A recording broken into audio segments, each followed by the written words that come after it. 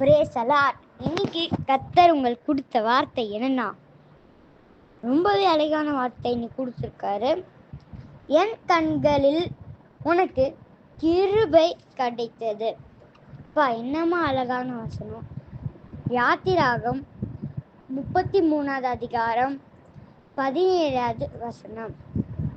இதுக்கான அர்த்தம் என்னன்னா, நீங்க இது ஏசப்பா சொல்றாரு, அவருடைய கண்களிலிருந்து உங்களுக்கு கிருபை தந்திருக்காராம். அவர் எப்படி அவர் வாக்குப்படி நடக்கிறாரோ அந்த மாதிரி நீங்க உங்க வாக்கு மாதிரி ஜெபிச்சிங்கன்னா எல்லாமே நடக்கும். ஆனா நீங்க ஜெபிக்கணும், ஜெபிச்சாதான் எல்லாமே நடக்கும். ஒரே ஒரு பாயிண்ட், கிறிஸ்மஸ்னா என்ன?